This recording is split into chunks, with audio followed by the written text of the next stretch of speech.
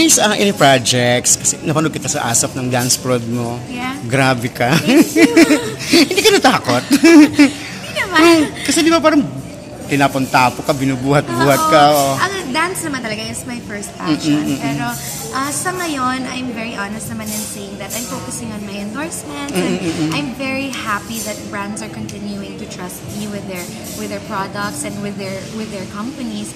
And it's been about 15 years na nag-endorse ako ng mga produkto. So that's something I'm very thankful for right now na they're continuing to trust and Filipinos are continuing to trust me.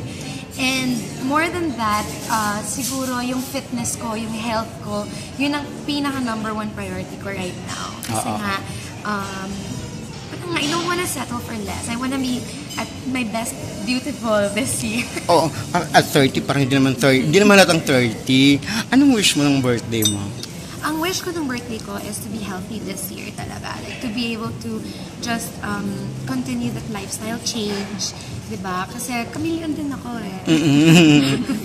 Gusto ko, na self-improvement lagi. To improve and to be at my fittest, to be at my most beautiful. Start from the inside. Mga plano sa TV or movies? Meron na ba mga pinag-uusapan? Siguro ang na lang ang mag-confirm yan. Kasi may mga pinag-uusapang projects. Doon sa mga issues, sa mga love life, any take on that? Thank you. Mo na, friend.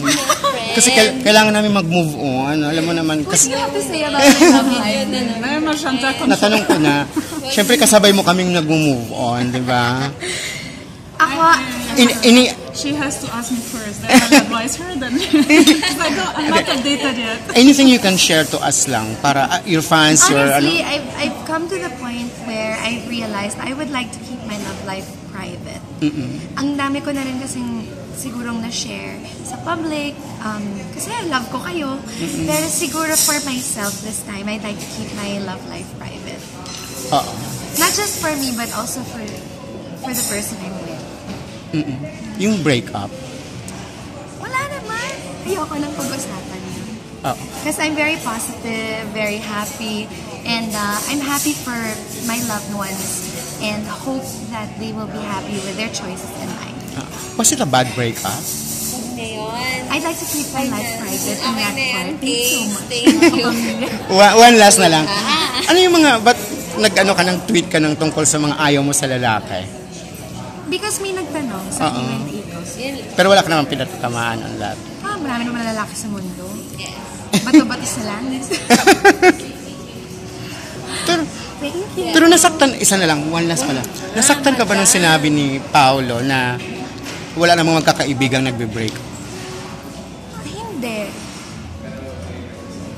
Okay na yan. Thank you.